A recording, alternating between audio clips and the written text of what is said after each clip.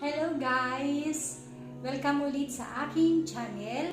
Ito po ang inyong Mamaling para sa isa na namang karagdagang kaalaman para sa pagpaparami ng ating halaman at tip na rin para sa mga misis dyan, para sa mga mamshi na gustong magkaroon ng extra income. Okay, ang isi-share ko po today sa inyo ay kung paano magparami ng ating snake plant. Ayan, ang ating mga snake plant or tinatawag nating Sansevieria. Alam niyo po, isa po ito sa mga pinakamagandang indoor plant dahil nagpupurify po siya pagka nilagay po sa loob, nagpupurify po siya ng air at nag-emit siya ng magandang gas that is beneficial to our health. Okay, ang gagawin po natin ngayon ay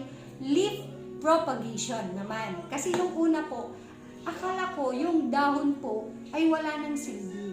Pero meron po pala, hindi po dapat tinatapon kaagad.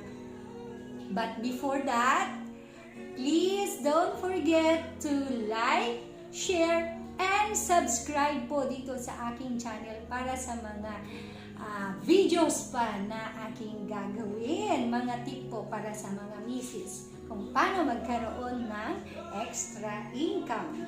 Okay, so una po, ang kailangan natin ay of course ang ating garden soil. Ayan, ang ating garden soil.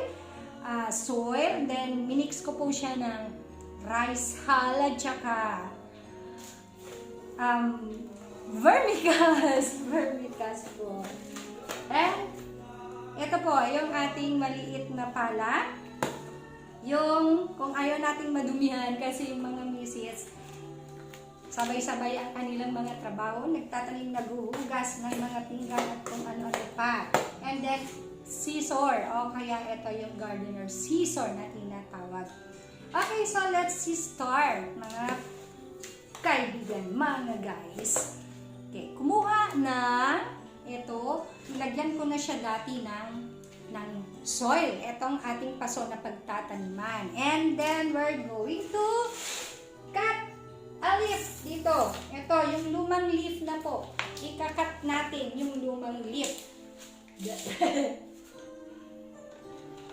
Mag-cut lamang po ng lumang leaf.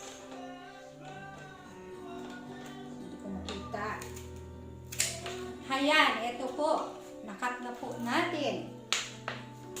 Be sure lang po na alam natin kung saan yung ilalim niya.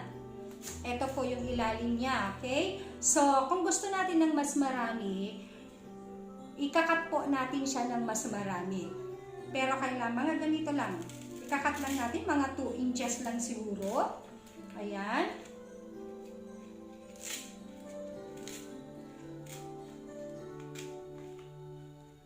Okay, eto po. Cut po ng maganda. Ito po yung mga nakat ko na dati. Ayan, pangit na siya. Pangit siya, pero may silbi pa rin. Hindi lang, kailangan lang ng pabaguhin para maging maganda.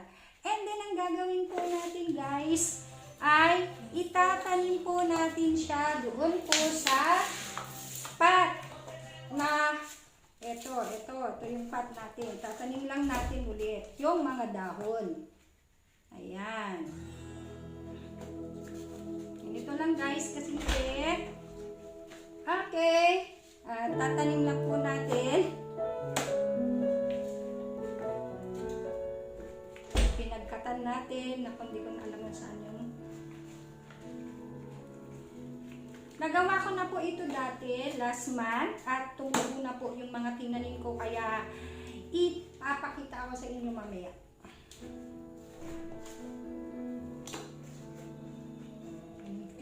Okay, marami na. Yung ilang dahon lang po, naging ilang pagtutubo po ito. Yan, ayan na po. Ayan po siya. Ito po yung mga tinanim ko na last month. Tumubo na po siya. Kahit po, wala pa pong ilang araw lang, tutubo na siya. Ito na po. Yan. Ito pa. Marami akong naitanim. Yan. Para sa mga mamshi, alam niyo po ba na ito yung isa sa mga paborito kong variety ng snake plant. Ito yung tinatawag nating snake dwarf. Kasi maganda itong pang-display sa table. Yung ganito po, tinatanim ko siya sa magandang paso. Nilalagyan ko na yung ng white pebbles. Tinibebenta ko siya ng 50 to 100 pesos po. Ayan. Tip ko po sa mga mamshi yan. Kahit mga ilang pots po, magiging ilang pots na po ito pagka tumubo. Makakabenta na po kayo. Dagdag income po para sa inyo mga mamshi. Okay, so as simple as that po. Don't forget to subscribe para po sa aking mga videos. Thank you and thank you. Maraming salamat po.